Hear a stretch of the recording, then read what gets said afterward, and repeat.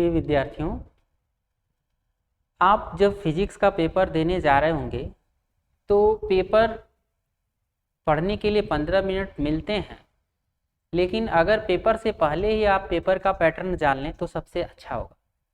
देखिए, पेपर का पैटर्न अगर जान रहे होते हैं तो एग्ज़ाम हॉल में आपको ज़्यादा समस्याएं नहीं फेस करना होता। दूसरी चीज़ आपको ये जानना चाहिए कि एग्ज़ाम से पहले हम किस चैप्टर पर अच्छा कमांड कर लें और कैसे प्रश्नों को अंतिम समय में पढ़ें। इसलिए यह वीडियो आप अंत तक देखिए। बहुत बड़ी वीडियो नहीं है, लेकिन आप इस वीडियो से कुछ ना कुछ ज़रूर सीख पाएंगे कि आपको एग्ज़ाम में क्या करना। हमने पिछले समय में सारे वीडियोस कुछ चैप्टर के आए हुए पिछले वर्षों के प्रश्नों का अपलोड किया था, जिसको आपने देखा होगा या नहीं देखा होगा तो अगर समय हो तो देख लीजिए, अन्यथा कोई बात नहीं है। लेकिन आप एक चीज़ ध्यान रखेंगे कि एग्ज़ाम में आपको कैसे पेपर को मैनेज करना है। आइए हम सिखाते हैं आपको। दरअसल आप जब एग्ज़ाम दे रहे होंगे तो आपको टोटल 70 नंबर के क्वेश्चंस पेपर मिलेंगे। ठीक, दरअसल आपको क्या होगा कि 30 अंक जो है, 30 अंक 70 में 100 में 30 अंक आपको प्रैक्टिकल में चला गया, जिसमें से 70 अंक बचे, है ना। अगर 70 अंक बचे तो आपको पासिंग मार्क 30, 70 में कितना फाइंड आउट करना होगा, आपको 30 अंक फाइंड आउट करना होगा। ठीक है, 23 अंक फाइंड आउट करना होगा। तो 23 अंक आप कैसे अर्जित करें, इसके लिए जरूरी होता है कि आप क्या करिएगा कि यहाँ अगर पैटर्न देखें तो आपके जो खंड है, खंड का आपका फिजिक्स 2 पार्ट्स में डिवाइड है, जिसमें से अगर देखा जाए पहले पार्ट में स्थिर विद्युत की धारा विद्युत, धारा चुंबक प्रभाव चुंबकत्व, विद्युत चुंबकीय प्रेरण प्रत्यावर्ती धारा और विद्युत चुंबकीय तरंग। एक चीज आप करिएगा, किसी भी चैप्टर में वह चैप्टर आप जरूर पढ़ें जो छोटा हो और अच्छा नंबर दे। देखिए, विद्युत चुंबकीय तरंग चैप्टर जरूर पढ़ें, क्योंकि इससे जो क्वेश्चन 4 से 5 नंबर के आएंगे, छोटा चैप्टर और अच्छा नंबर देगा, है ना। इसको जरूर पढ़िएगा आप।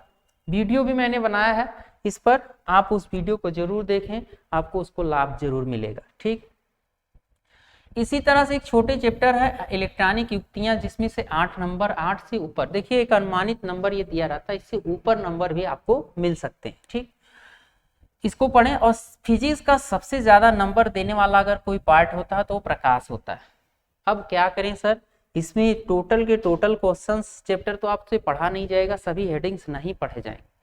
तो उसका एक फंडामेंटल्स ये है कि सबसे ज्यादा अगर आप प्रयास करिए कि क्वेश्चंस के पेपर के सॉल्व करने के, तो 2020 कोई भी अगर आपने गाइड खरीद रखा है और आपने कोई नोट्स बना रखा है तो 2020 के जो भी क्वेश्चंस हैं उसको अंतिम समय में जरूर पढ़िए।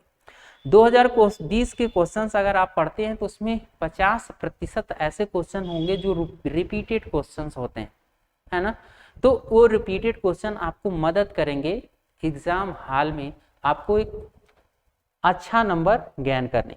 ठीक है, तो ताकि आप कट ऑफ को पार करके आप एक अच्छे नंबर को प्राप्त कर सकें। तो जो पेपर का पैटर्न होगा, उस पेपर के पैटर्न में यहाँ एक पेपर पैटर्न मैंने लगाया है। मैंने देखा कि जब एग्जाम हॉल में मैं था तो कुछ बच्चे ऐसे थे, उनको ये नहीं पता था कि मुझे क्या करना है क्या नहीं करना। होता क्या है कि जब आपको पेपर मिलेगा तो वो हिंदी और इंग्लिश दोनों माध्यम में मिलता है। कुछ बच्चे ऐसे थे, उनको ये नहीं समझ कि मुझे इंग्लिश का करना है कि हिंदी का। नहीं बच्चे, आप अब माध्यम आप हिंदी मीडियम से पढ़ाई किए हैं तो हिंदी के ही पेपरों को आप सॉल्व करेंगे। अगर आपने इंग्लिश मीडियम से पढ़ाई किया तो ही इंग्लिश का ही सॉल्व करेंगे, इंग्लिश में आंसर करेंगे, है ना। तो आंसर देखिए, ऐसा नहीं होता है कि कोई बच्चा अगर एग्जाम दे रहा हो तो वो केवल हिंदी मीडियम इंग्लिश मीडियम नहीं लिख सकता। इंग्लिश मीडियम वाला हिंदी नहीं लिख सकता, लेकिन हिंदी मीडियम वाला चाहे तो इंग्लिश में आंसर दे सकता है, बिल्कुल दे सकता है, उसमें कोई दिक्कत या आपत्ति नहीं, एक अच्छा नंबर ज्ञान कर सकता है। तो हेडिंग्स होर्डिंग्स जो भी डालें उसके हिंदी और इंग्लिश जरूर लिखें, पेपर में दे रखता है उसी से इंग्लिश चूज करके आप इंग्लिश की हेडिंग जरूर डालें। और साथ साथ आप क्या करेंगे, पेपर के पैटर्न में आपको क्वेश्चंस अलग अलग खंड में मिलेंगे, खंड अ, खंड ब, है ना।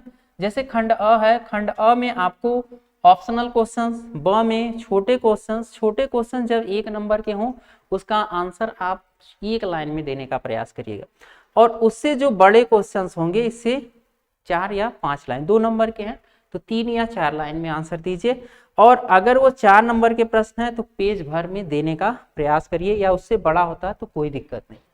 इसके बाद क्या होता है, अगला खंड जो है खंड ब है, इसमें भी आप क्या करेंगे कि जो बड़े 5-5 नंबर के होते हैं, 5 नंबर में जैसे 2-2 क्वेश्चंस दे रखा है, आप कभी भी देखेंगे जो बड़े क्वेश्चंस होते हैं, एक चीज हमेशा ध्यान रखिएगा कि जो बड़े क्वेश्चंस होते हैं अगर उसको आप तैयार करते हैं तो छोटे क्वेश्चन के साथ साथ आप बड़े क्वेश्चन को हल। कुछ बच्चे ऐसे होते हैं एग्जाम में छोटे छोटे क्वेश्चनों को पढ़ करके जाते हैं, तो जब बड़ा क्वेश्चन आता है, बड़ा नंबर जहां गेन करना होता है वो नहीं कर पाते। लेकिन हम कहना चाहेंगे आपको कि बड़े क्वेश्चनों पर अगर आपने कमांड कर लिया तो छोटे क्वेश्चनों को आप आंसर कर लेंगे। उसमें बड़ा क्वेश्चन अगर तैयार है तो उसी से बना रहता है छोटा क्वेश्चन, है ना। तो प्रिय विद्यार्थियों, आप जो भी 2020 के बड़े क्वेश्चंस हैं उस पर आप जरूर एक बार नजरें घुमाइए और उसको अपने माइंडसेट में जरूर बैठा लीजिए, है ना। और बड़े क्वेश्चंस पीछे से ही आते हैं, अक्सर करके जितने भी बड़े क्वेश्चंस आप देख पाएंगे वो मैक्सिमम पीछे मतलब अंतिम चैप्टरों से ही आते हैं, ठीक है।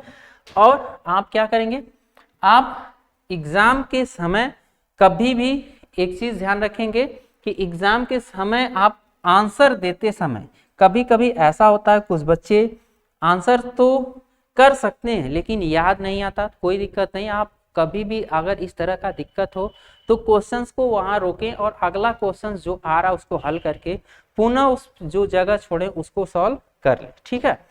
तो मैंने कुछ बात बताया, उन बातों को आप ध्यान रखेंगे। क्वेश्चन का मॉडल पेपर जितना लगभग यहाँ पर 9 क्वेश्चंस हैं। एक चीज मैंने टाइम मैनेजमेंट सिखाया है, जरूर उस वीडियो को देखिए कि टाइम मैनेजमेंट कैसे करें, ठीक है। आप टाइम मैनेजमेंट जब करेंगे तो आप सारा क्वेश्चंस उसी के अनुसार हल कर लेंगे, ठीक है। अगर आपको किसी छोटे टॉपिक पर, बहुत ऐसे टॉपिक हैं जो छोटा हो जिस पर अगर समस्या है तो आप कमेंट बॉक्स में डालिएगा, उस छोटे टॉपिक को मैं जरूर समझाने का प्रयास करूंगा। और अगला पेपर जो भी हो आपके लिए एक जरूर वीडियो मैं डालूंगा। किसके लिए, मैंने क्लास 10th का एक केमिकल रासायनिक अपक्रिया थी उसके लिए वीडियो डाला था, सारे रिएक्शंस उसी से मिले थे। और अगला वीडियो जो होगा आपके रसायन विज्ञान के लिए मैं केवल रासायनिक अपक्रियाओं का एक वीडियो डालूंगा। आप चैनल पर बने रहिए, लाइक करिए, सब्सक्राइब करिए ताकि और कमेंट करिए ताकि मैं आपके आने वाले एग्जाम के लिए एक वीडियो दे पाऊँ। धन्यवाद।